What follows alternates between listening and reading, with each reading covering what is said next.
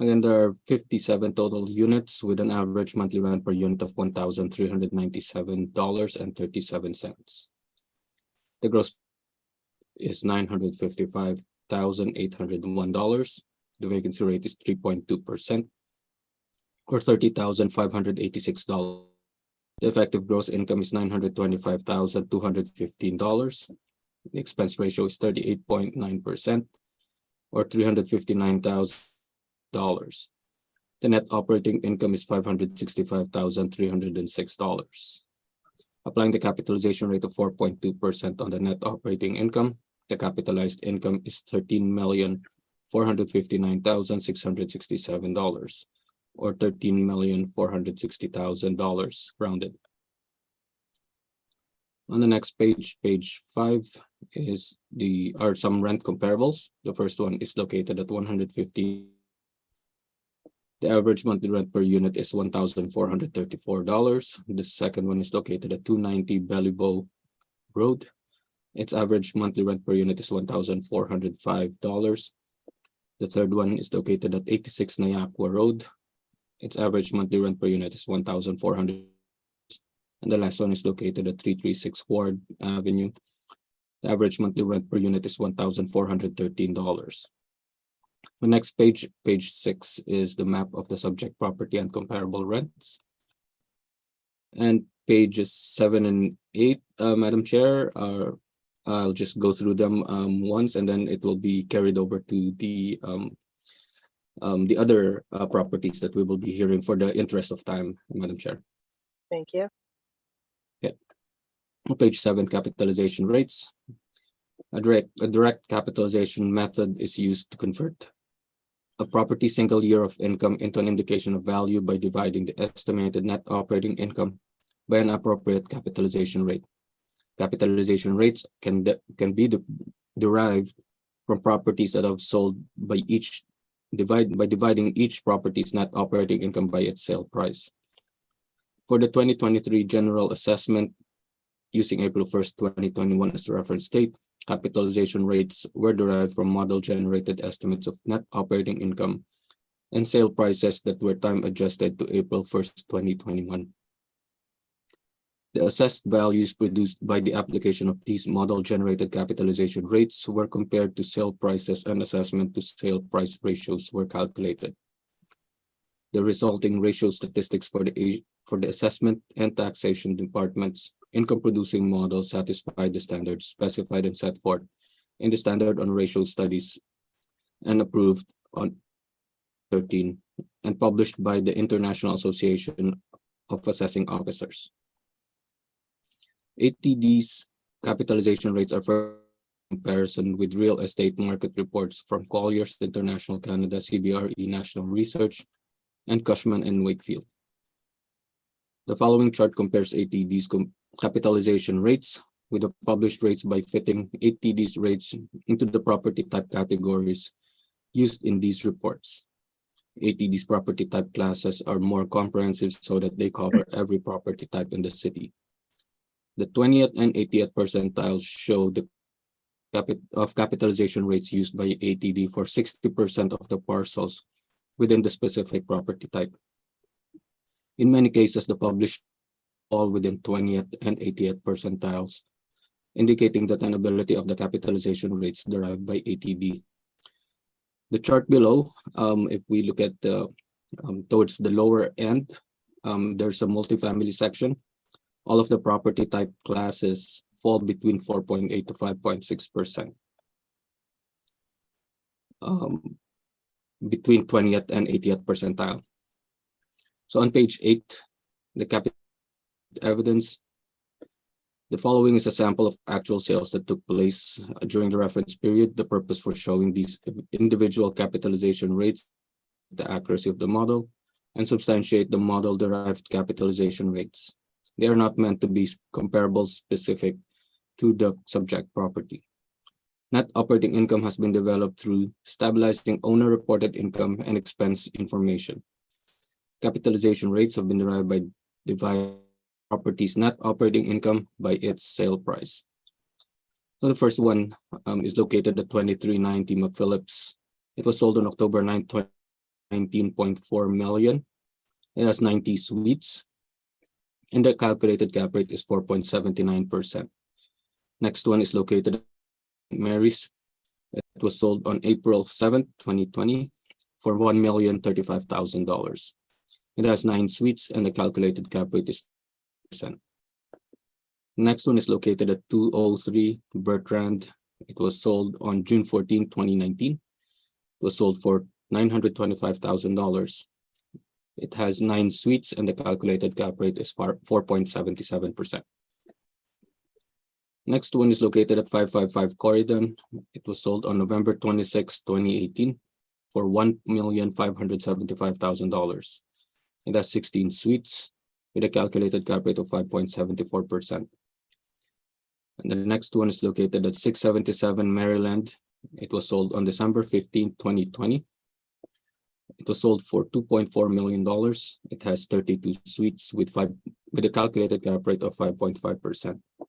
And the last one is located at 32, sold on March 1st, 2019 for $2,875,000. It has 23 suites, and the calculated cap rate is 5.0. The next page, page 9, is the building permit when this was added to the roll. And that's my presentation, Madam Chair. Thank you very much.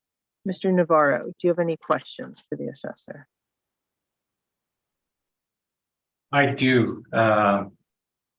Specifically, Mr. Valderrama, on net operating income, we are essentially agreeing, correct? Net operating income on your brief? Yes. Have you had a chance to look at it? Just double check again. There's a few in this docket, so just wanted to double check. Which pages? I'm looking at your brief. It's 565,306. That is the same net operating income, correct? Yes, 565,306. Okay. So really, what we are dealing with is a difference in the capitalization rates that we've applied to this property, correct? Looks like it, yes. Okay. Now, your chart on page 7, which notes the capitalization rates based on percentiles, in terms of your 80th percentile and your 20th percentile, this property is actually falling outside of that. And it's actually falling outside of all of the brokerage reports. Can you explain why the capitalization rate is so low? First thing, it's a brand new building in terms of age. Location-wise, it's in a decent location, I would say, in my opinion. And it is outside of the 20th percentile and 80th percentile. But it doesn't mean that it's outside of our 100% inventory. It's just not within the 60% parcels that are included between 20th to 80th percentile. And do you have any supporting evidence for your capitalization rates other than these charts?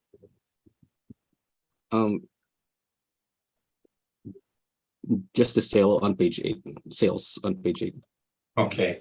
Now getting to the sales on page 8, there are 2 sales there at 700 St. Mary's and 203 Bertrand that each have 9 units. Would you say that that is comparable to the subject? Again, as indicated in the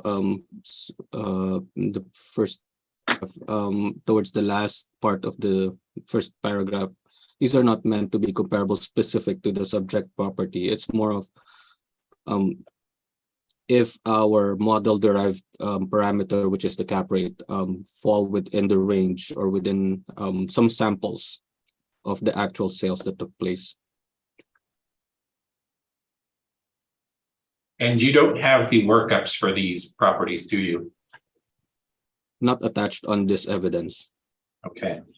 And regarding comparable number 1, which is 2390 McPhillips Street, are you aware that the subject at the time of the sale had below market rents?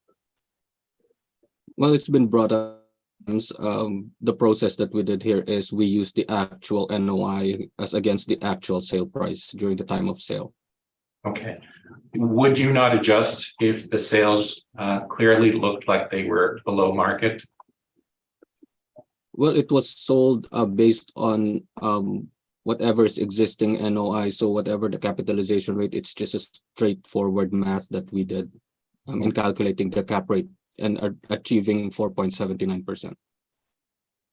So what you're saying is essentially that you wouldn't deviate from that, and you would always use the actual when calculating the net operating income and then the capitalization rates in cases of sales. In cases of this one, as indicated on the second paragraph, the net operating income is the stabilized owner reported income and expense information. So to calculate the cap rate, so that's what we used, and that's the used in calculating all of the cap rates on page 8. Now, wouldn't a diligent investor probably see that as an opportunity to actually raise the rents if they looked at those rents and saw that they were below market? I'm not sure what how they think. If you were looking at social housing and you had below market rents for a building that's sold, would you adjust those rents? Considering that social housing uses below market rents. I cannot how an investor, because there's a lot of them and different how they have different thinking, each individual investor. So I don't know how they think or what they really look at. I'm not an investor myself, so. Those are my questions, Madam Chair. Thank you. Thank you. Okay, thank you very much. Mr. Seelan, do you have any questions for the assessor? Yes, on page 5, you show a number of rentals. I'm just going to flip here really quickly here. You show a number of your subject properties.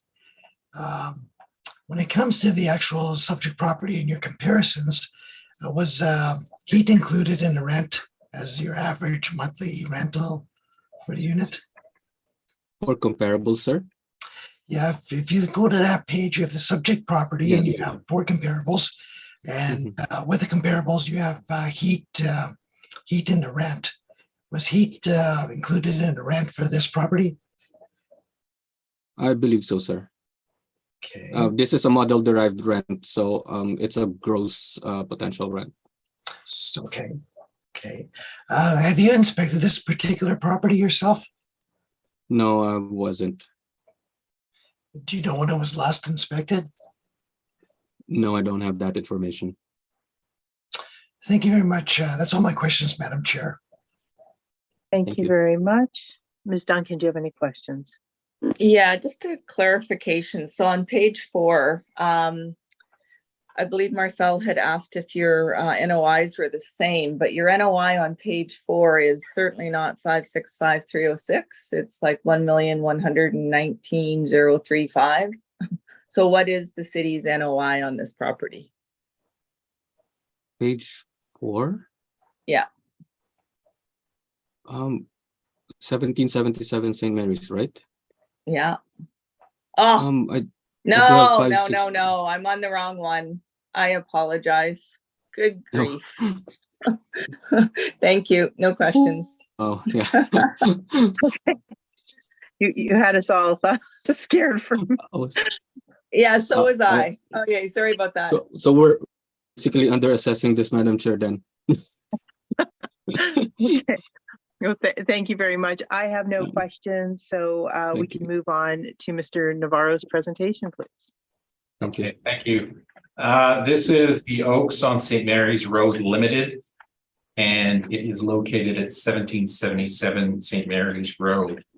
I've driven past this property. I actually haven't done an inspection of it. However, I've seen this property evolve over time from the time that it was vacant land, and I handled those appeals actually, I believe, with Mr. Valderrama. So we have a value of 10,768,000, And the issue is largely one of capitalization rate. So my capitalization rate, and we can skip most of this production and simply go to page 9, simply because we've agreed on the net operating income in this case. So the capitalization rate that we've used is 5.25. That hasn't changed from last cycle. And you can see our chart on page 9. So again, the value that we're seeking is 10,768,000. However, I will actually do a short, brief presentation on our capitalization rate study for 2023, and just skim over the highlights. That way we do it as quickly as possible. Thank you.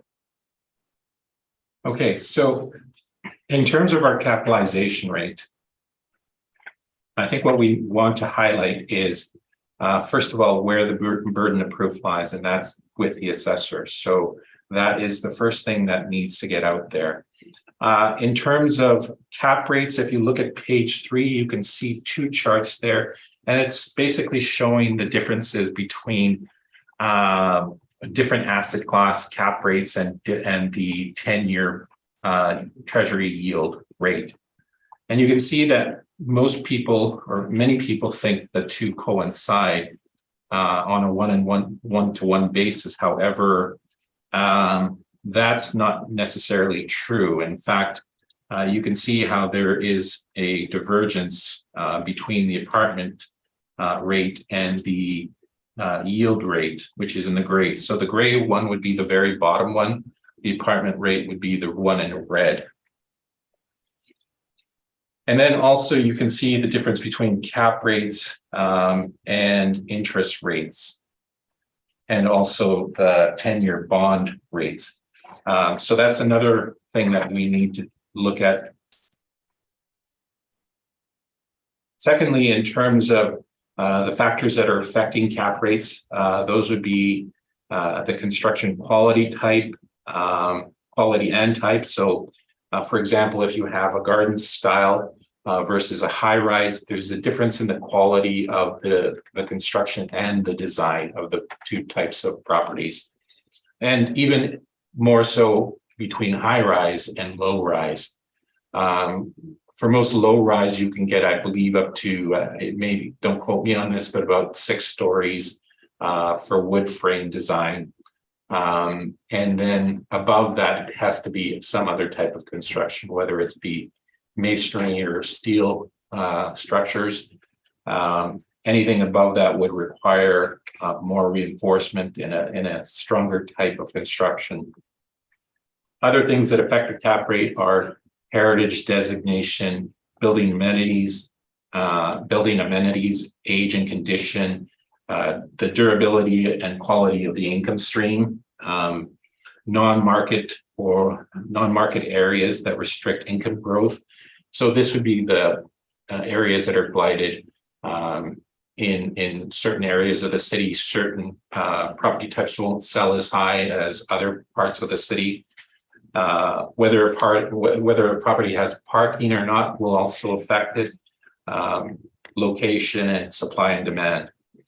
Now, over the past few years, this is something that CMHC has also studied, which is being noted, is that there has been a shift in the apartment market to the construction of larger units. And you can see this on page 5.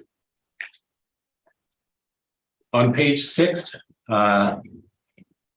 you can see the Altus cap rates that we have. And it's basically a set of cap rates that we've looked at for specific properties. You'll note that we have 2390 McPhillips at 5.59, and I'll get into that briefly in my presentation.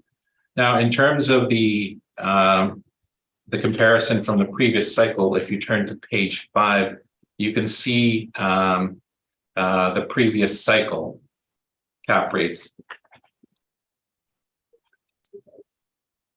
And then you can see the cap rates on page 7 for 2023. So this particular property is 1999 plus. It falls into the 5.25 category. There aren't many sales of these. In fact, 2390 is one of the few sales of newer properties that has occurred. If you look at page 9, simply a set of capitalization rates that we've agreed to in the past. Now, we will specifically turn to the one property that we were talking about, which is 2390 McPhillips Street.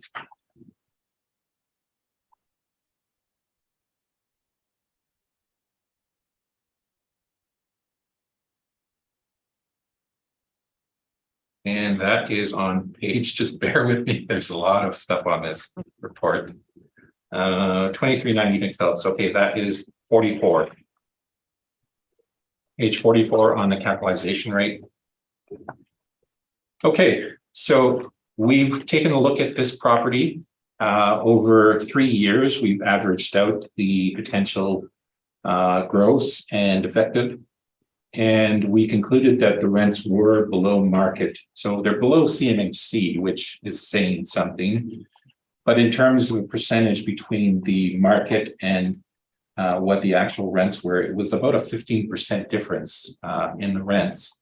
So that is fairly substantial when you think about where most operators of these types of properties are at market. This thing is operating 15% below that. That is one of the reasons that we adjusted the net operating income on this property, or sorry, the rents, which affect the net operating income. Now, where we looked at it, we ended up with a net operating income of $1,084,665. That is 5.59%, or $19,400,000. So, getting back to the issue of the capitalization rates on newer properties, the one newer property that has sold didn't sell for 4.20, as the subject property is indicating, according to the assessor. The closest sale to ours sold for 5.59 or something above 5%.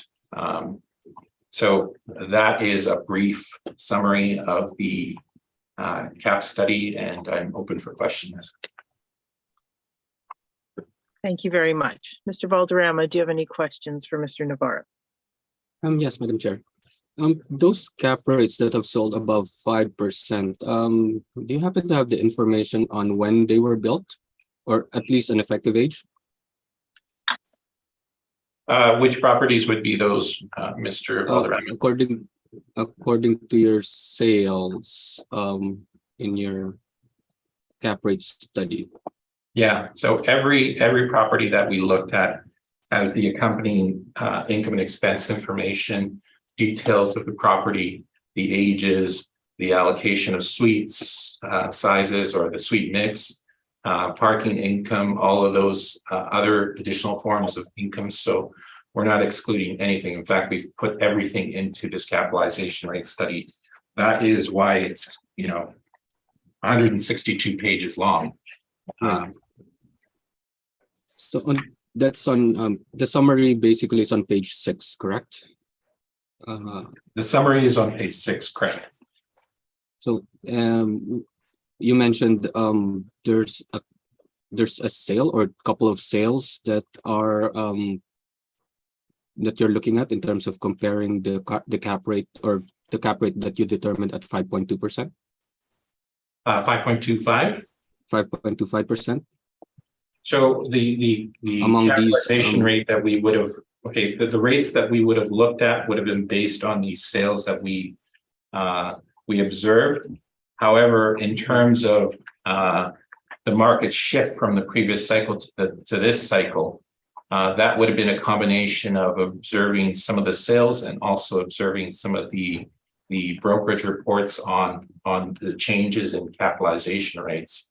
So really, when you look at it, if you look at our categorization from the previous cycle, so we can start right from the beginning. For before 1946, we have that category still. In the previous cycle, it was settled at 6.1 to 6.6. That is where that's where we still are at now. 46 to 59 is 5.75 in 2020. We're still there. I mean, really, what we're saying essentially is that there hasn't been very much of a change in the capitalization rates for these types of properties. Okay, so all of your effective year built are older than 2015, is that correct? Well, 2015 or would be older. 2015 would be a telling one The new because it is quite new. So it would be comparable to our subject. So again, if something like that is selling for above 5%, then again, I don't see how 4.20 could be a cap rate that you could put on the property. And that's all the questions I have, Madam Chair. Thank you very much, Mr. Seelan. Any questions? Yes, have you inspected this property? I've only done a drive-by. I didn't have an opportunity to inspect. It's a good-looking property. I will say that it's not. Although we'll note that some of the other properties that we're going to be looking at, especially Cooperstown, is superior to that even. So I would say that it's a well-built new property. However, there's no indication otherwise that they are. Again, I'm trying to emphasize the capitalization rate issue because that seems to be the only issue. There's no indication that they are selling below 5%. Thank you very much. That's all my questions, Madam Chair. Thank you. Ms. Duncan, any questions? No questions. Thank you.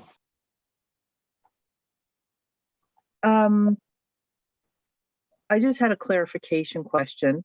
Just the city had it down as 56 suites, I believe, and you had 122. No, I don't think that's probably just a typo. Oh, okay, sure. It's on Yeah. your first page. And then Yeah. also the city had 88 outdoor parking stalls, and your brief said indoor and outdoor. Is there actually indoor parking Yeah. here? No, there is no indoor parking. Okay. These are templates, so sometimes we borrow from another property. No, fair enough. But sometimes, we've had other Yeah. issues where We did look at the net operating income and calculated it separately. So we tabulate that by itself, and that's where we can agree with the assessor on the net operating income. no, I and that's- understand. Yeah. I just wanted to clarify that. Okay, Okay. perfect. Yeah. Thank you very much. I have no further questions. Is there a need for summary from either party? I have none, Madam Chair. Nope. No need for summary. Thank you. Okay, thank you. So then we can actually move on to the next matter on the docket, which is the same property, 1777 St. Mary's Road, but the 2022. I guess that would be a sup. Right. So, Mr. Valderrama, please proceed when you're ready. File has a file number of 22-3932. Again, it's the same property as the Excuse previous file. I'll just go through the role assessment information and go through the income workup in the interest of time, Madam Chair. Thank you. So the assessment information on page 1, same roll number 08021277300.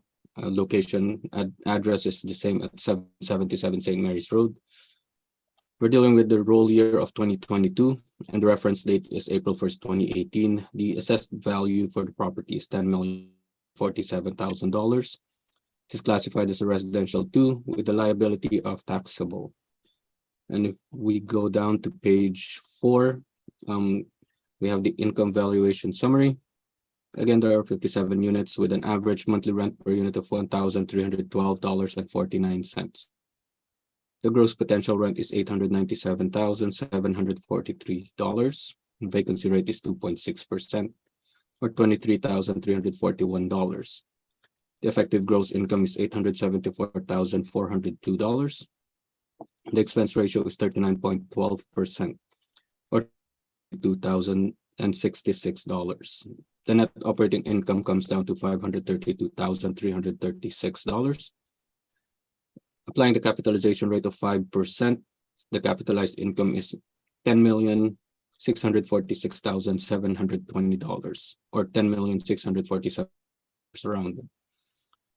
On page 5 are some rent comparables. First one is located at 8 Road. It has an average monthly rent per unit of $1,330. Second one is located at 919 St. Anne's Road. The average monthly rent per unit is $1,518. The third one is located at 30 De La Seigneurie.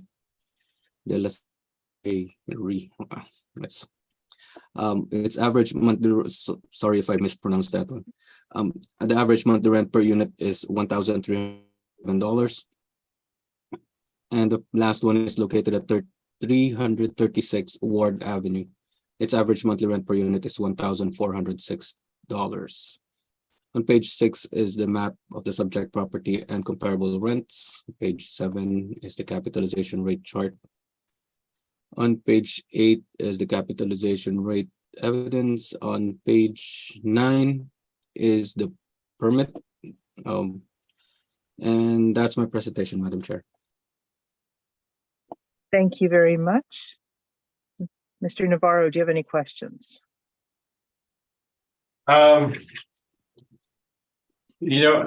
think the issues are largely the same for this property again for 2022 as they were for 2023. Not much of a difference in net operating income, but the cap rate issue is one that I want to hone in on. Mr. Valderrama, you have a cap rate here of 5%. Do you have any supporting evidence for this cap rate? Just on the page 7, Madam Chair. Okay. The capitalization rate chart. And then the other on page 8, I believe it was a template that was used, and I should have changed it, Madam Chair. Mm-hmm. Thank you. Mr. Valderrama, given the history of these properties and subsequent appeals and settlements, why did you not adjust this to 5.25?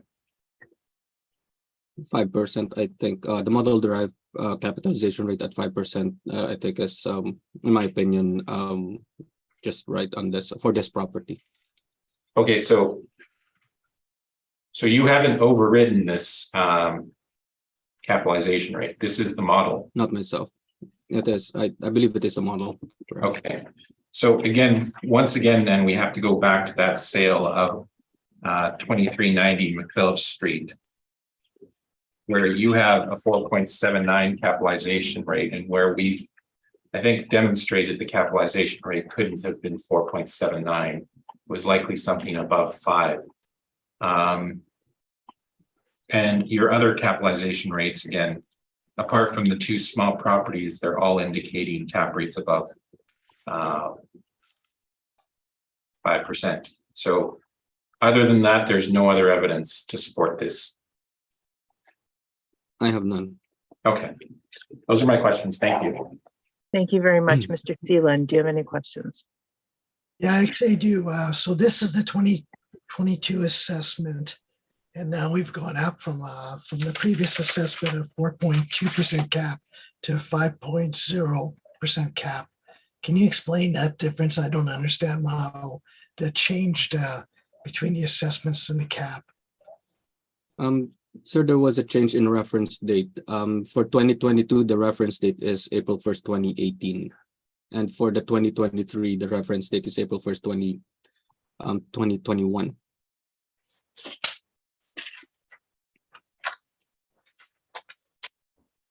So you're saying 2021, which is true. So the cap was worse because the cap was 5.0 in the previous reference date in 2018, but then you moved the cap to make the property better in 2021. So I'm a little confused by that. Do I have that correct? These are model derived cap rates, sir. So basically, the model has considered a lot of data or information that would lead up to April 1st, 2021. So there's more data that came and newer data that came on the income and expense submitted to us and all the sales that happened after April 1st, 2018. Okay, thank you very much. That's all my questions, Madam Chair. Thank you. Thank you very much. Ms. Duncan, you. do you have any questions? No questions, thank you. Thank you. Okay, nor do I. So we can move ahead, Mr. Navarro, whenever you're ready. Okay, so I will, again, we've covered this property, so we don't need to look at the specifics of it. We can just go to the income approach on page 8. Now we have a slight difference in the net operating income of 519,648. That is because we used a slightly lower rent than the assessor. But for all intents and purposes, we're really just about the same place. There is very little difference between the net operating income that the assessor has suggested and ours. Again, what it boils down to again is a capitalization rate issue, where we have 5.25 for this property and the assessor has 5.0. I think from my perspective, we don't like to get into the issue of decisions and that and other boards. And however, this issue of the cap rate for the previous cycle has largely been determined already. So we are comfortable saying that 5.25 is where this property should be at this age bracket of properties that include properties of 1998 plus. So our value based on our net operating income comes to 9,898,066 or 9,898,000. And then again, that is largely because of the capitalization rate issue, not so much by the net operating income. So I am open for questions. Thank you very much. Mr. Valderrama, do you have any questions? I have no questions, Madam Chair. Thank you, Mr. Seelan. No questions, Madam Chair. Thank you. Thank you, Ms. Duncan. Yeah, just what was the date on the cap rate study? Like, do you folks also adjust for the different reference periods, the study? So you would have received 2 capitalization rate studies from us. One for 2020, and that would have been based on the April 1, 2018 reference date. And then a second one, which is a larger, more robust study for 2023, which would have been based on the April 2021 reference date. Thank you. I see that now. No other questions. Thank you very much. Is there a need for summary from either party? I Nope. don't have any summary. No. Okay, perfect. Thank you very much. The next matter on the docket is 15 Cooper's Town Road. So we will start with the 2023 assessment on this.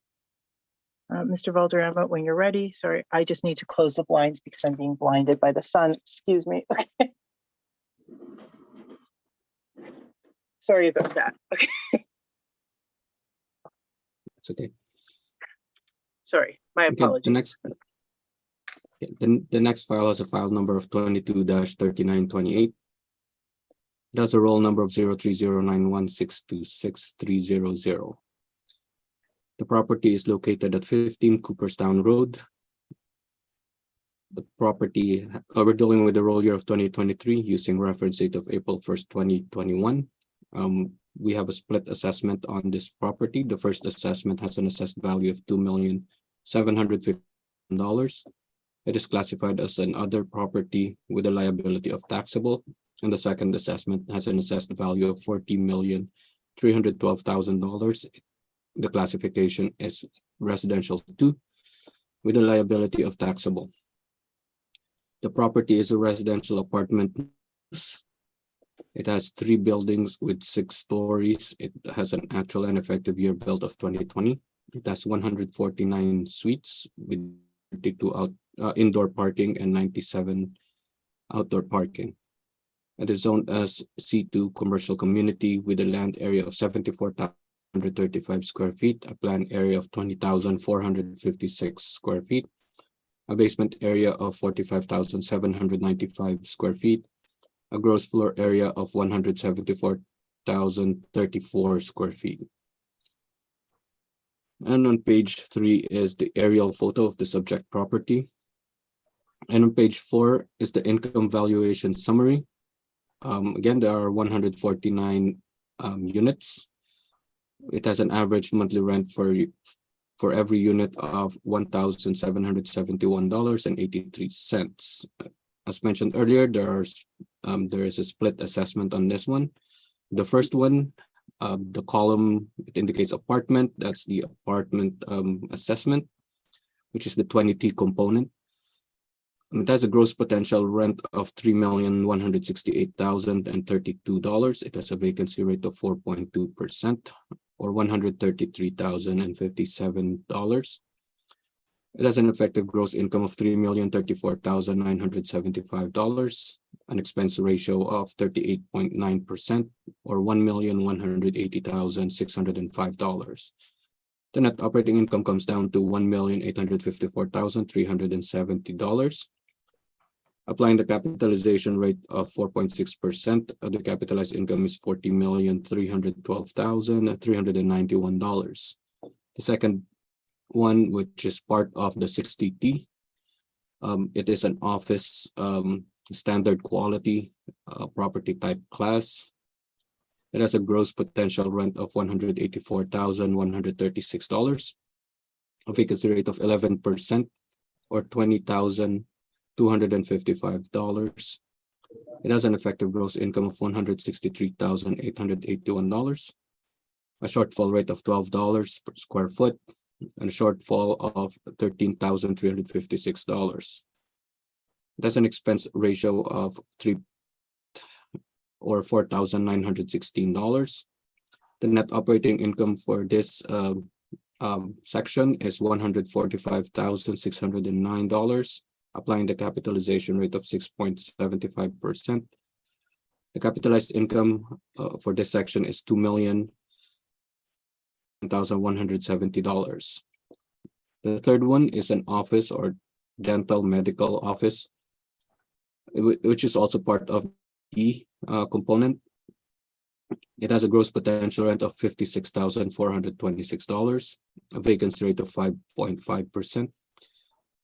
$1,103. It has an effective gross income of $53,323, a shortfall rate of $8 per square foot, or $1,433, expense ratio of 3%, or $1,600. The net operating income comes down to $50,290. Now, applying the capitalization rate of 5.2%, the capitalized income for this office is $967,115. The last one is a retail, which is also part of 60T.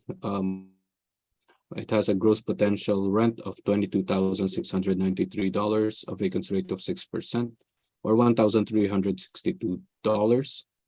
The effective gross income comes down to $21,331. The shortfall rate for this one is $7, or $443 in total. It has an expense ratio of 3%, or $640. The net operating income comes down to $248. Applying the capitalization rate of 5.65%, capitalized income is $358,372. On the next page are the premises that are in the building. And then on page 6 are some apartment rent comparables. The first one is located at 100 Paget Street. Its average monthly rent per unit is $1,781.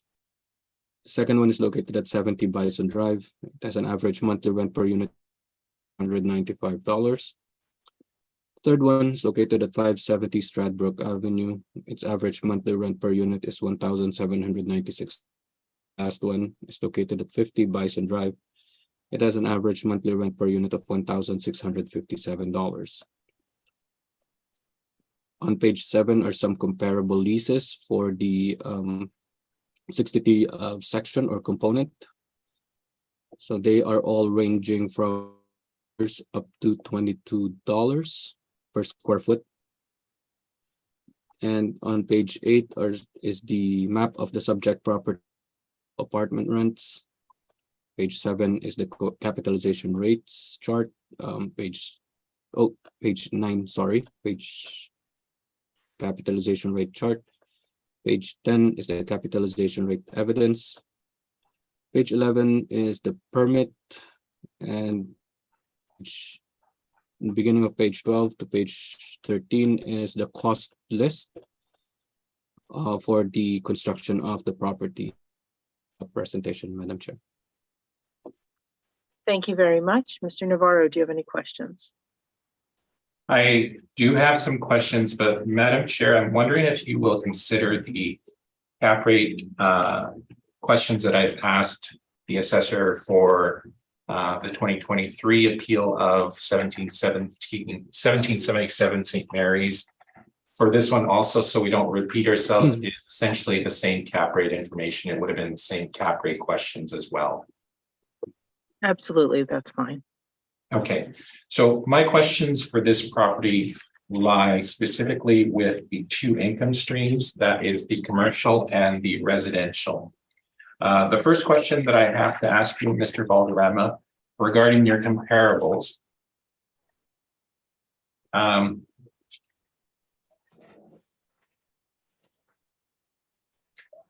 We can agree that Cooperstown is inside the Bridgewater area. Let me just double check on that one. Yes, it is. Okay, so 100 Paget, 70 Bison, 570 Stradbrook, and 50 Bison Drive. Are they anywhere near this area? Not in an immediate neighborhood. However, they belong to one market region according to our information. So, did you not have any comparables that were actually closer to the subject? I was, where is that?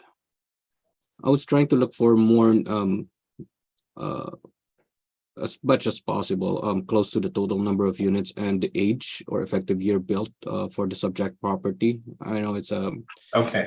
It's a pain Okay. to look for them, but that's my parameter in looking for a comparable rent. Okay, second question is, have you been inside any of this building? The subject? Yeah, No. okay. And lastly, in terms of the commercial units that you have here, have you verified any of these units to see whether they are actually there? I have no chance of inspecting these units, no. Okay. Madam Chair, those are my questions. I will have some rebuttal after my presentation as well. Okay, thank you very much. Mr. Seelan, do you have any questions? My questions have already been answered. Thank you, Madam Chair. Thank you. Ms. Duncan? Yeah, I think based on your last answer, I might know the answer to this, but are you aware of any leases for the commercial portions of that property? During my creation of this evidence, I was leases for this property. So do you know if they're rented out or not? I am not sure. Okay, thank you. No other questions. Thank you very much. I have no questions. So, Mr. Navarro, please proceed. Okay. So just to begin with, there will be a revision to the value on page 2 based on my more recent inspection of this property. So I've been to this property twice. And the reason for it is that it was originally scheduled in November and it was rescheduled to today. So things changed between the first scheduling and this one. So that is partially the reason for the adjustment. Now, this is 15 Cooperstown Road, and we have a picture there on page 2. This was taken by me. It's not a street view picture. And on page 4 and 5, you can see the Google images, the overhead and the bird's eye view on page 4.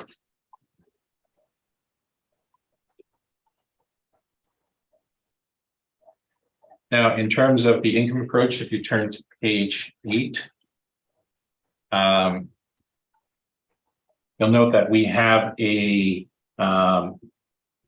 we've calculated a gross income of $2,997,582, or $1,750 per suite for 149 suites.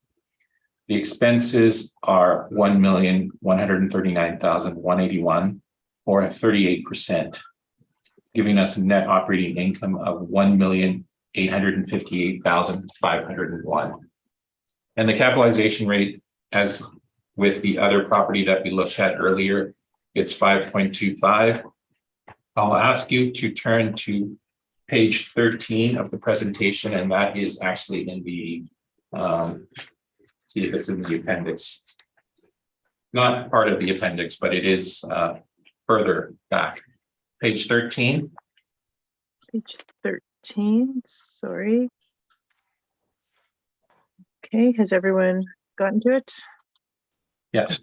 So we have a net operating income of $1,858,501. You can see the effective gross of $2,997,582. We've applied a 4.2% vacancy to this property. And on the next page, on 14, you can see where we derived our rents from. So we have the first one being 25 Ancaster, built in 2019, a 3-story building with 1 building, 69 units, 46% expense ratio, and a monthly rent, that is the gross rent, of $1,627. Sorry, I believe these are actually effectives. Now, 140 Eagle Drive, that was built in 2019, 2 to 3 buildings, 2 to 3 stories. I would say 3 stories, 5 buildings, 74 suites, 1534. 355 Bridge Lake Drive is 178 suites, built in 2018, and 1517 with a 36% expense ratio. 344 Bridge Lake is built in 2020. That one is 4 stories, 3 buildings, 208 suites, 1512 for the rent. And the expense ratio is 34%. Now, what I will note about these properties is that, first of all, they're right in the vicinity of the subject. They're built to a very similar standard. They have equally as good amenities, and especially when you talk about 355 and 344 Bridge Lake, which come with tenant centers, gyms, pools, plenty of parking. In that sense, they're very comparable. The one difference between these ones and those is the commercial. Our subject is more so a commercial mix, CMU. So it has that commercial element on the main level. However, because we break it up into 2 income streams, you can compare the residential to the residential income stream. So again, that is the residential side of it. Now, we will look at the property pictures in the appendix, and that is, for example, page 17. These are some of the commercial units. We didn't get access into the residential units, but we did look at the commercial units, the basement, the parking lot and the outside. Now, there is a slight discrepancy in the parking lot counts between what the assessor has and what I have.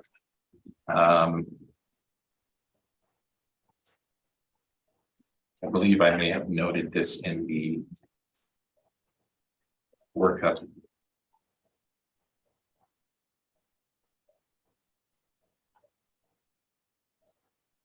So we have 122 indoor stalls and 89 outdoor stalls. I don't know what to say. There's a difference. I don't know if it makes that much of a difference. However, I did count these myself. So I would say that the assessor's count is probably slightly off since I went through this entire parking area, both outside and inside, and counted them. And I have a lot of experience counting parking lots, unfortunately. So the next issue that we'll turn to, and that is dependent somewhat on the rebuttal, but I will present this as we've seen it now. So first of all, the leasable area that you see on page 10 for the commercial unit is wrong to begin with. It was correct where the assessor had noted at 14,000. 14. Let's see. I'm just going to calculate it up again.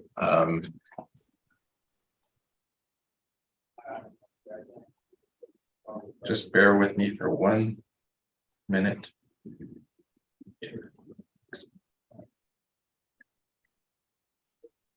$14,428, and agreed that is likely the entire footprint of the commercial area.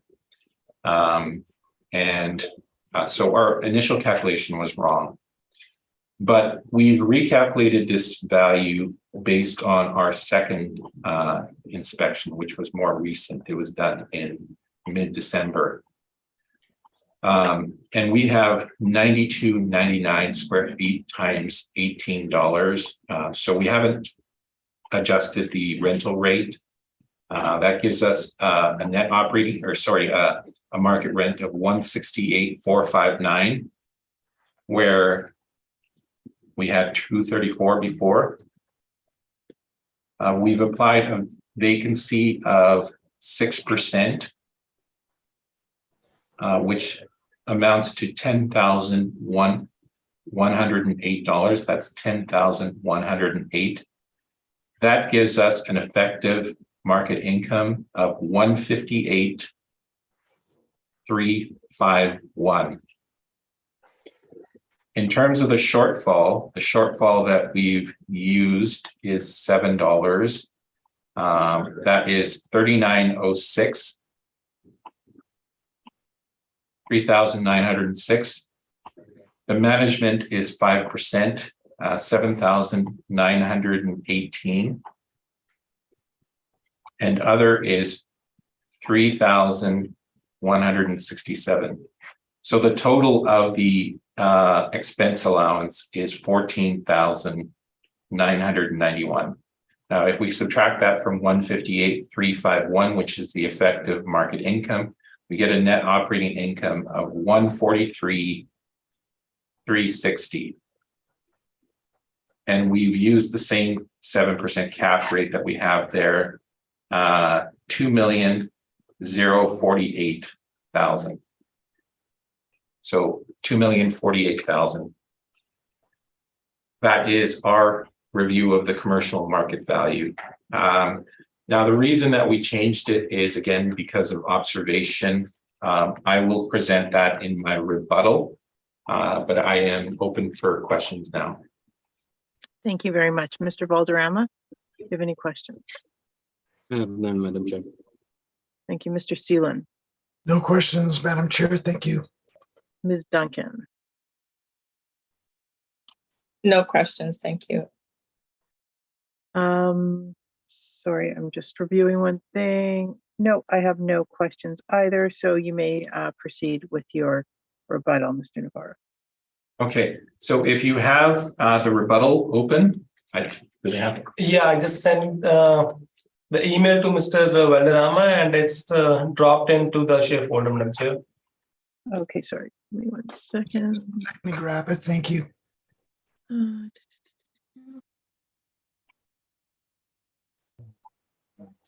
I got it. Yes, I have it. Ms. Duncan? Yeah, okay. Mr. Valderrama, do you have it? Okay, so please proceed. Okay, so again, we've been to this property twice, and what we noted is that there was construction started on the medical clinic / pharmacy, and in that sense, we don't really question those tenancies. They clearly they're on their way. When I was at the location in mid-December, the medical clinic wasn't exactly up and running, but it was, you could tell that they were working on it.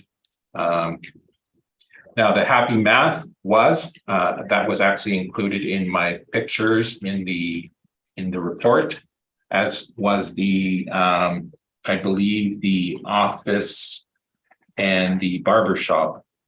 Those are also in my appendix pictures. Now, what I'll say is that there are still several units that are essentially shells. They're shelled units.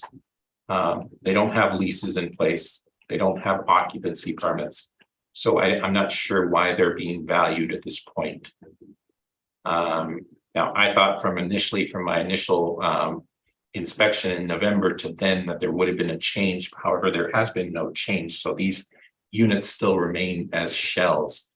And so that is effectively saying that there is 5,129 square feet of shell space with no permit development or occupancy that is missing.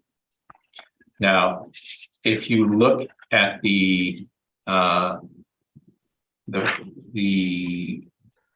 beyond the pictures that I have there, I believe there you have the front page, you have that one color picture, and then the next 2 pages are also schematic of the main floor commercial. Go beyond that and you will see the Cooperstown Road, Unit 130. There we have the occupancy permit. And there you have on the next page, Unit 40 with the occupancy permit. And again, on the last page, you'll see Unit 120 with the occupancy permit. Coupled with the occupancy permits that I have in my presentation, which also included units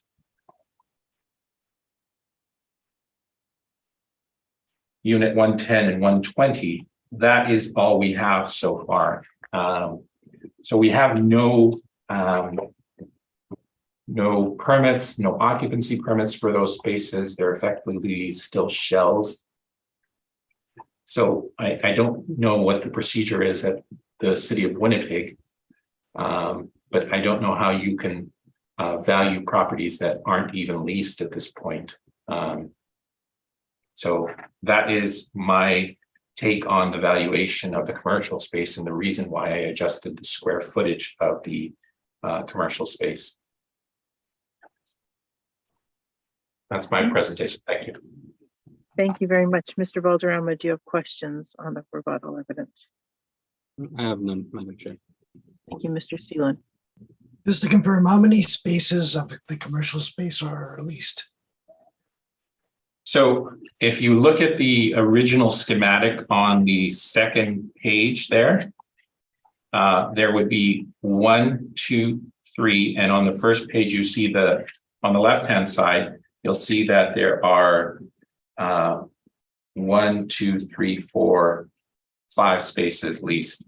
So there are and one is a double space there. I don't know if you can see the left-hand side on the front page. You can see it better. It says Happy Math. they're using a double space there. So effectively, what's not being leased right now is the 3 spaces in the yellow on the front page.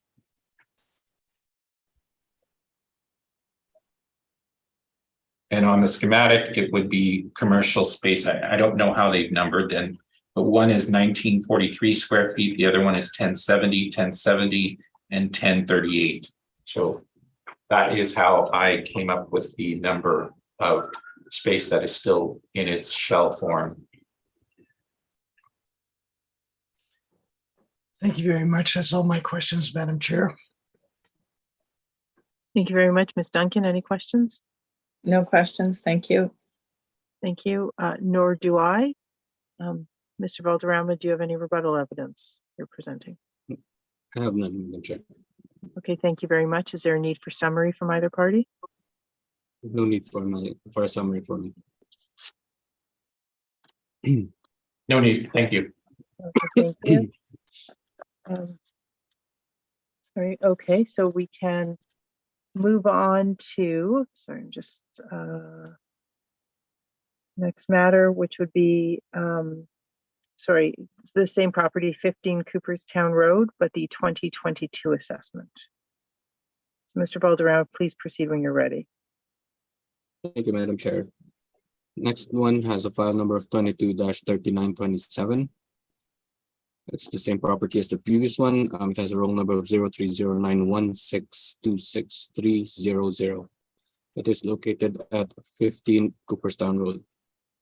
Again, we're dealing with the roll year of 2022. It has a reference date of April 1st, 2018. It has a split assessment. The first one has an assessed value of $2,456,000. Is assessed as other property with the liability of taxable. And the second assessment has an assessed value of $35,361,000. It is assessed, it has a classification of residential 2 with the liability of taxable. If we go down to page 4, it's the income valuation summary for the apartment section. There are 149 units with an average monthly rent per unit of $1,664.20.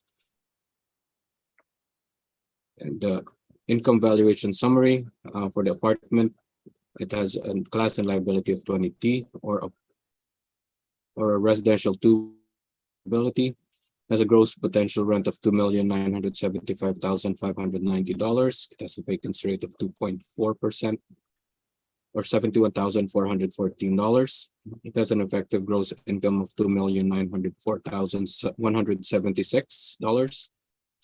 Expense ratio is 39.12% or $1,136,114. The net operating income comes down to $1,768,062. The capitalization rate is 5.0%.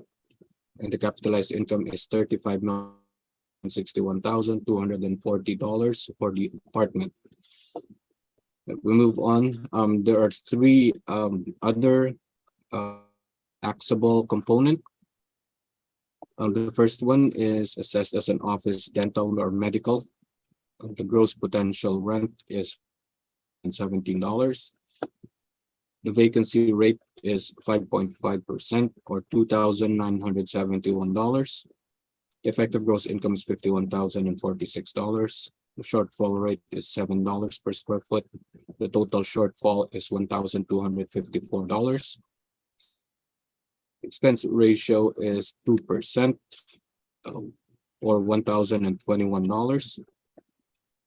The net operating income is $48,771. The capitalization rate when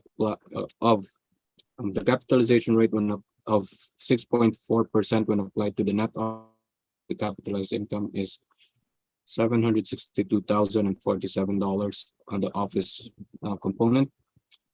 Now the office standard quality has a gross potential rent of $173,388.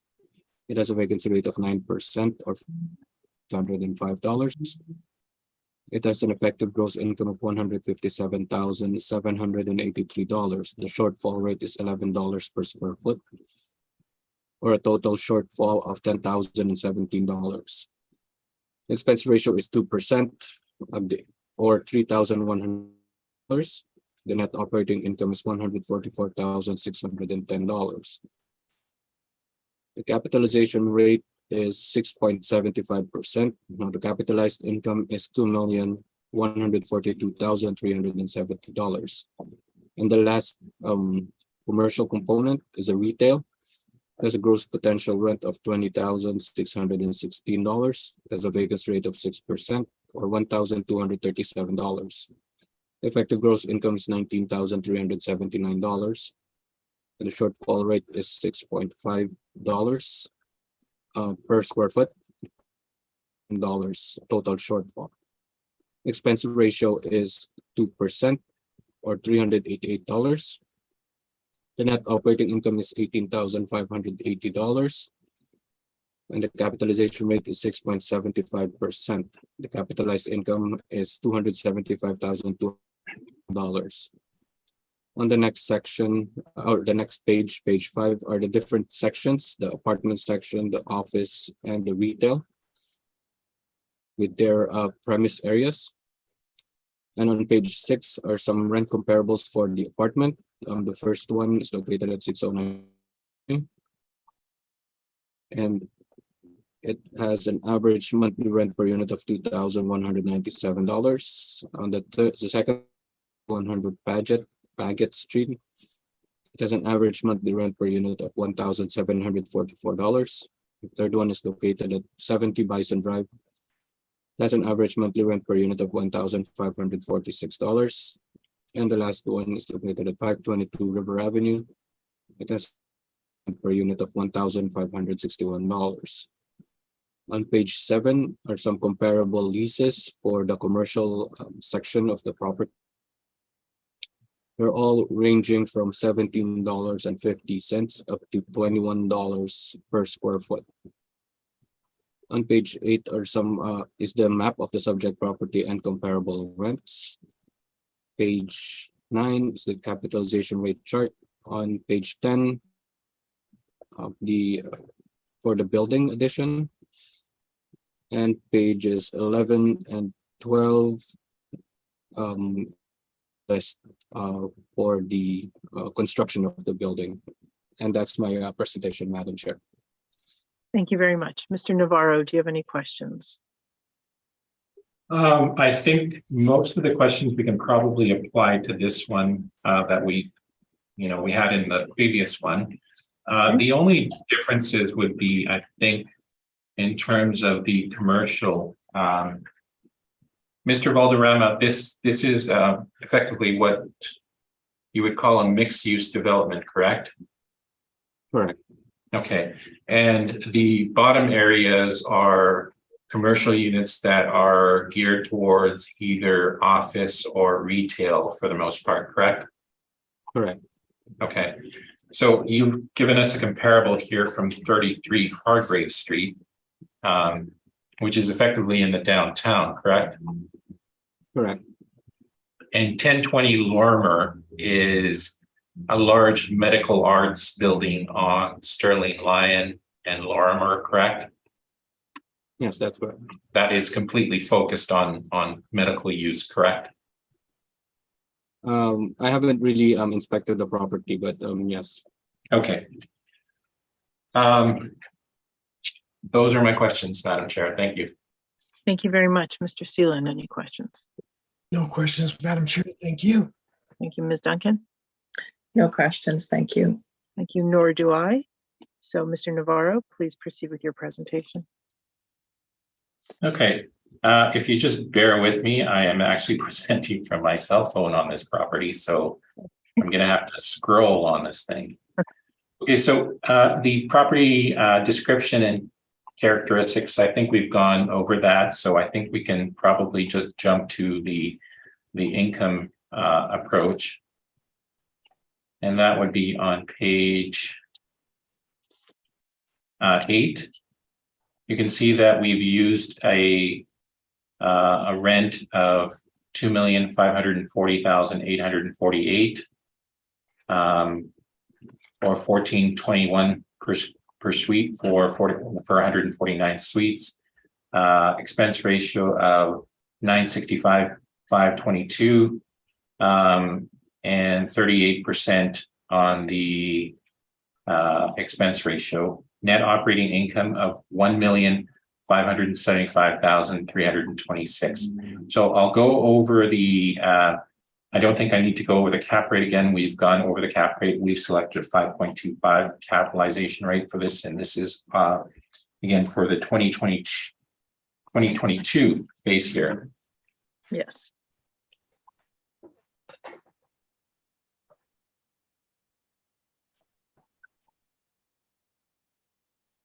Ah, I found it.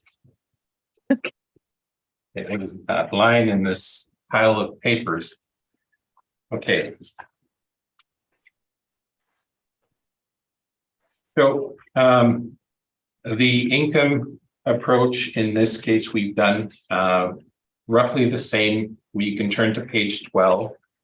Again, we have a gross of 2,603,328, vacancy of 2.4. That gives us 2,540,848. In terms of the rents that we used, in this case, because of the timing on the construction of some of the other buildings that we had that were closer, for the 2023, we were able to get buildings relatively close to our subject that were built essentially around the same time, a little bit earlier because we were able to get 1 year of income out of them. However, for this cycle, we weren't able to get buildings, that close to the subject. So the closest ones that we have here are 50 Bison Drive and 70 Bison Drive and 2815 Pembina Highway. So you can see the ages of the buildings. Ward is on the other side of the river, close to, I believe it's close to St. Vital Park, actually. And so you can see the average rent is about $14.56, and the total unit counts and the ages you can see there.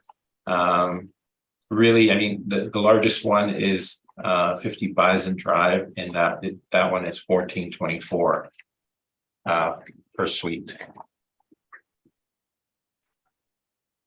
So we've gone with a rent of $14.56 for this cycle. And again, 2,540,848 is the effective gross.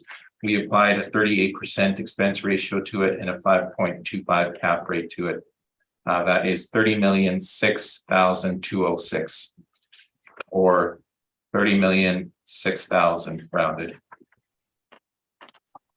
Now that is just the portion for the residential. For the commercial, obviously we're making the same adjustments that we did for the previous one. Although it would be $92.99, no question, for this period, because well, factually, I'm actually physically only $92.99 was present at this point. So we could only consider $92.99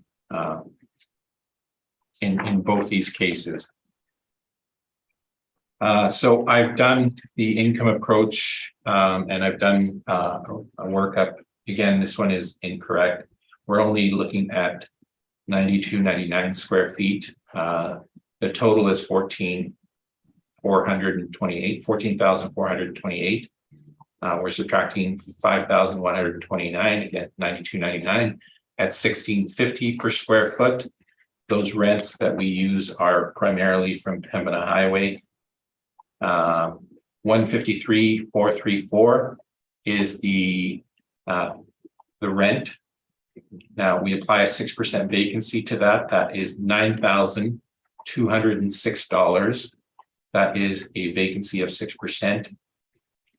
That gives us an effective market of 144,228.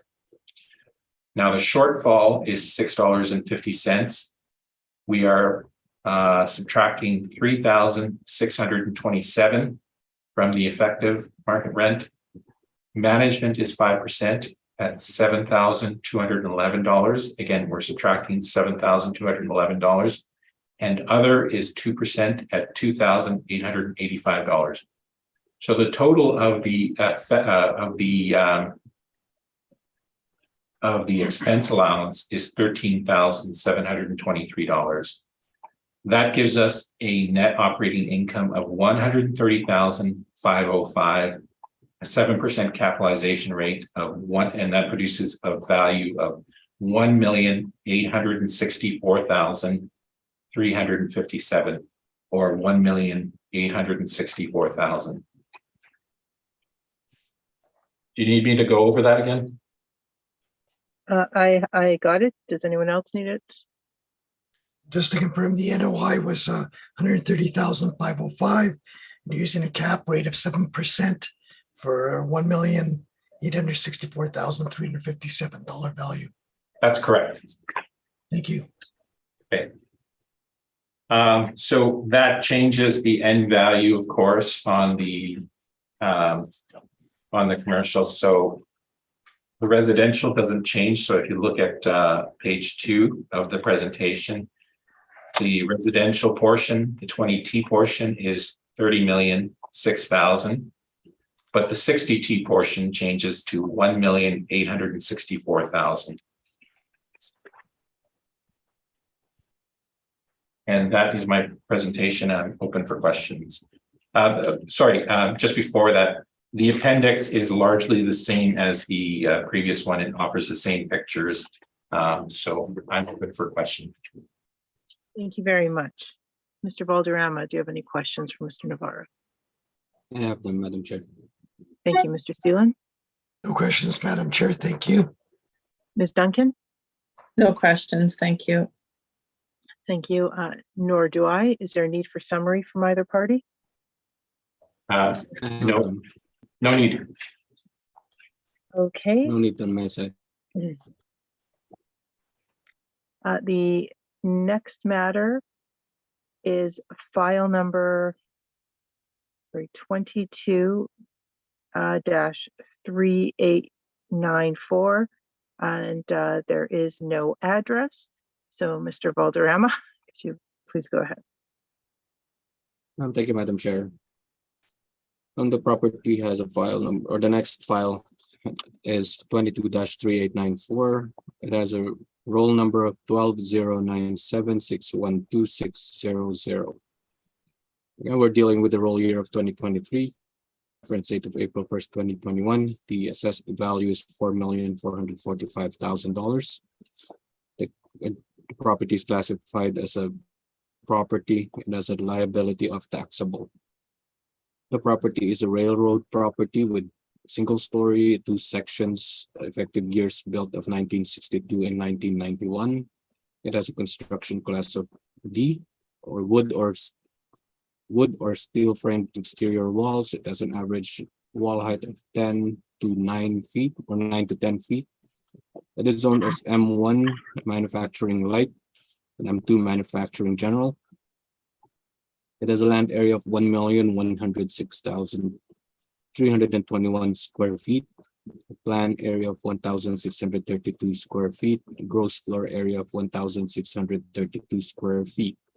And I understand, Madam Chair, there's a request from the applicant on this one. Okay.